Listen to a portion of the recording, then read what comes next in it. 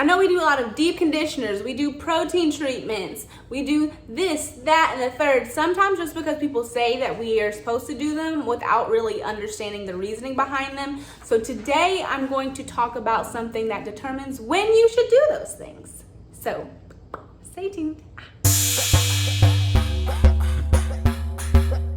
Hey y'all, my name is Dasha. I'm also known as the hair doula, and today I'm going to talk about elasticity. So elasticity is basically your hair's ability to be stretched and then return to its natural state, to its natural curl pattern. So if you pull it and then it goes like boing, right back into place, that would be high elasticity. Whereas if you pull it and it stays, it's gonna be low elasticity, which that's really just like an overview of what we're gonna talk about right now.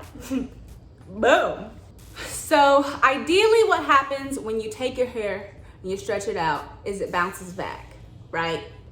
Boom, we got that bounce back. That means it has got an equal balance of like moisture and hydration as well as strength, which you could think of strength as protein in this case. And so if you're stretching your hair, pulling, stretching it, and it breaks, that means it's got really low elasticity. It's like an old crunchy rubber band that kind of just snaps, right? It's got, the way that I think of hair that's low elasticity, it's like dry pasta noodles. It's strong, you know, if you have a bunch of pasta noodles together, they're not necessarily gonna crack, but it doesn't have the hydration that it needs to be able to flow with the manipulation and the things that you do with it. So it just, anytime you touch it, it just breaks. That's hair that has too much protein. So if you're doing protein treatments and you don't need them, that's what's gonna happen to your hair. Your hair is gonna be a dry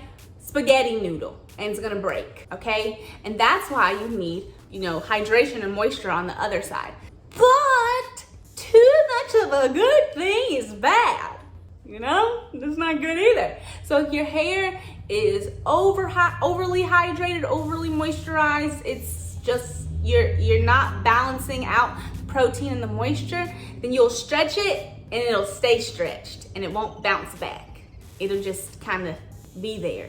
It won't break, but it won't bounce back. It'll just be there, kind of staying in a straight form. That means that you don't have enough strength. Your hair is all flowy and no structure. So your hair needs more structure to it, and that's when you might go to a hair salon and talk to them and confirm with them if you need a protein treatment or some type of apogee, olaplex, something like that, to just maintain the structure of your hair, because your hair needs both.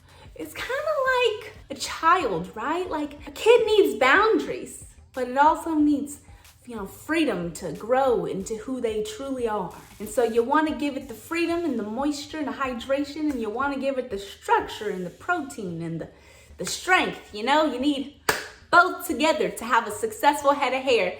I don't know if any of that made sense. I really hope that it did. I tried to make it make sense because it's kind of hard to explain. Anyways, yeah, that's it. With something like elasticity, the main thing is just about the health of your hair. And yes, it will determine your hair routine, because if you need more hydration, then your stylist is gonna suggest that you do a deep conditioner as opposed to just a normal conditioner. When everything's balanced out, you don't necessarily need to do a deep conditioner anymore. And if it needs more structure, then they're going to suggest some type of protein treatment or like an Olaplex, an apogee, something like that. I would not recommend doing those at home. Personally, part of the reason is because if you do them and you don't need them, it's gonna jack your hair up.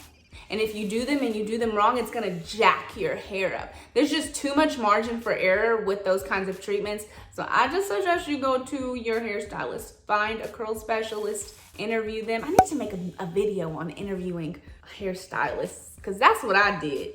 And I found a great one. So anyways, that's elasticity. I hope that was helpful. Comment questions below and things that you'd like to see in the future. Like, share with someone you think this would be beneficial for, and subscribe if you want to see more. Again, my name is Dasha. I'm also known as the hair doula, and I will be back soon.